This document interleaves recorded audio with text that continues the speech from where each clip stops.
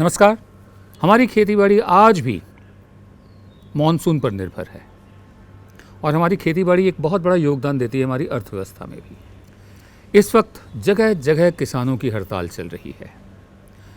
बावजूद bumper crop के तमिलनाडु और कर्नाटक में जो टमाटर बोने वाले किसान हैं उनको, और महाराष्ट्र और गुजरात में जो प्याज उगाने वाले किसान हैं उनको बहुत नुकसान हुआ है। उनकी कीमतों में 60 से 85% कमी आई है नोटबंदी की वजह से। मैं आपको बता रहा हूँ कि खेती पर क्या असर पड़ा है। इस वक्त जगह जगह हड़तालें चल रही हैं। महाराष्ट्र में तो ख़त्म हुई है हड़ताल अभी, क्योंकि किसानों के कर्ज माफ़ कर दिए गए हैं, लेकिन कर्ज माफ़ी को रिजर्व बैंक ने ठीक नहीं माना है। उनका मानना है कि इससे पूरी अर्थव्यवस्था पर बोझ बढ़ेगा कर्ज माफ़ी से। और उधर वित्त मंत्री अरुण जेटली ने भी कहा है कि जो सरकारें, राज्य सरकारें किसानों के कर्ज माफ़ कर रही हैं, उस पैसे का इंतज़ाम वो खुद अपने ही संसाधनों से करें, अपने ही रिसोर्सेज से करें।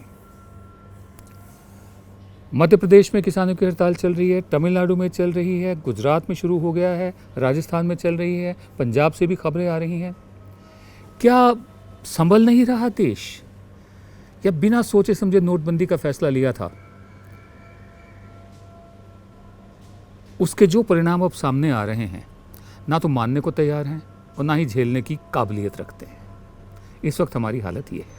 हमारी राजनीति में यूं तो बापू भी हैं महात्मा गांधी, चाचा भी हैं जवाहरलाल नेहरू, ताऊ भी रहे हैं चौधरी देवीलाल, मैं राष्ट्रीय राजनीति की बात कर रहा हूँ, बहन भी हैं बहन मायावती, दीदी भी हैं ममता बनर्जी।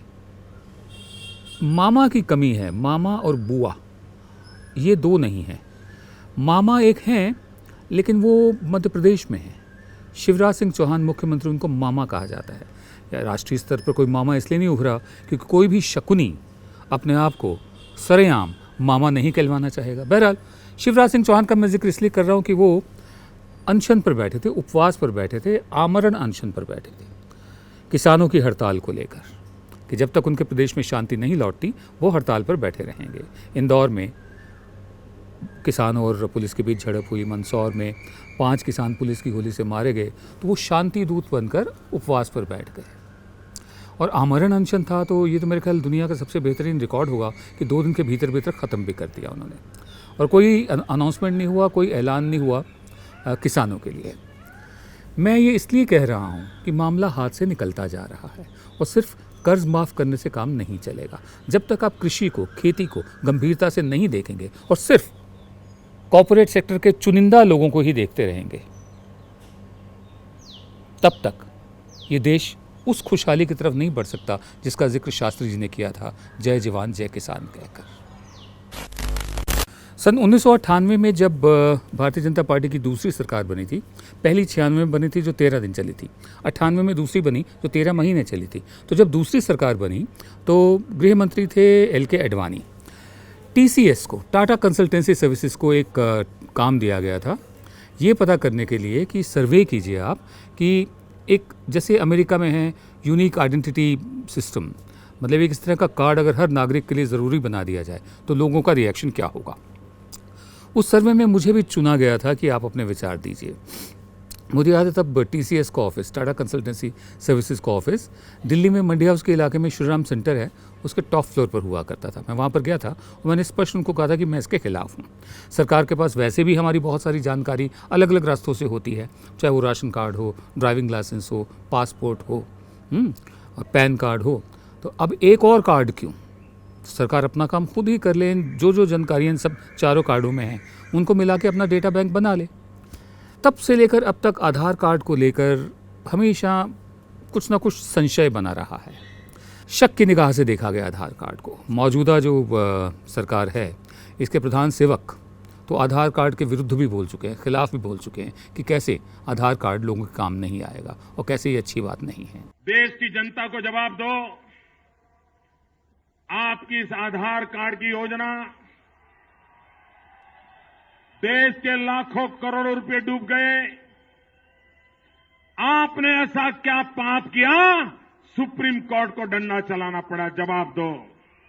अगर ये दिल्ली की सरकार ये अपने आप को बुद्धिमान लोग मानने वाले लोग, ये अपने आप को आईटी के जन्मदाता मानने वाले लोग, इन्होंने मेरे जैसे एक सामान्य व्यक्ति की बात नहीं सुनी, एक बात भी मेरी नहीं सुनी, और उसी का परिणाम आया है कि आज उनको सुप्रीम कोर्ट का डंडा खाने की नौबत आई है।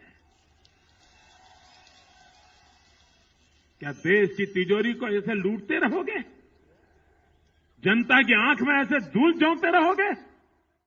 अब आधार कार्ड को एकदम ज़रूरी बना दिया गया है कि अगर इनकम टैक्स रिटर्न भी फाइल करनी है तब भी आधार कार्ड का होना ज़रूरी है। जबकि कायदे से किसी ने एक मांग करी सुप्रीम कोर्ट में जाके कि जो नहीं बनवाना चाहते आधार कार्ड उनको बाहर रखा जाए। सुप्रीम कोर्ट ने भी ये जो फैसला दिया है वो यही कहा है कि ज़रूरी नहीं है, जिनके पास आधार कार्ड नहीं है ज़रूरी नहीं है कि उनको सुविधाएं उनको ना दी जाएं। लेकिन अब जब से ये फैसला है कि इनकम टैक्स की रिटर्न फाइल करने के लिए भी आधार कार्ड चाहिए, लोगों के पास और कोई चारा नहीं होगा सिवाय इसके कि आधार कार्ड बनवाइए, अपने अंगूठे के निशान दीजिए, आंखों के दीजिए, पुतलियों के बायोमेट्रिक्स दीजिए, और आपकी सारी जानकारी जिसको सरकार खुद मान चुकी है कि प्राइवेट नहीं है वो दूसरे हाथों में जा सकती है। जैसे एक सिम कार्ड बनाने वाली कंपनी है मुकेश अंबानी की, जियो, उसने आधार कार्ड के आधार पर मुफ्त सिम बांटने शुरू कर दिया। अब लोगों को मालूम नहीं है, वो मुफ्त सिम के लालच में वो अपनी सारी जानकारी हैंड ओवर कर चुके हैं कंपनी, प्राइवेट कंपनियों को, सरकार के पास भी है। बहरहाल अभी ये देखना बाकी होगा कि आधार कार्ड को लेकर आने वाले सालों में क्या रुख बनता है। आधार कार्ड एक नंबर है, मैं एक नंबर बन जाता हूँ। अगर मेरे पास आधार कार्ड नहीं है तो क्या मैं हूँ ही नहीं सरकारी रिकॉर्ड के मुताबिक? क्योंकि मेरे पास आधार कार्ड नहीं है इसलिए सरकारी रिकॉर्ड्स में मेरा जिक्र नहीं है, इसलिए सरकारी तौर पर मेरा वजूद ही नहीं है। क्या यही सोचकर आधार कार्ड को गैर ज़रूरी ना बनाते हुए बिल्कुल ज़रूरी बनाया गया है? नमस्कार, आप देख रहे थे जन गण मन की बात। हम आपसे एक बार फिर इल्तिजा करेंगे, रिक्वेस्ट करेंगे कि आप YouTube पर हमारे जो चैनल है उस पर सब्सक्राइब का बटन दबाइए, साथ में घंटी बनी हुई है, घंटी को दबाइए ताकि जब भी नया वीडियो अपलोड हो आपको खुद ब खुद सूचना उसकी मिल जाए।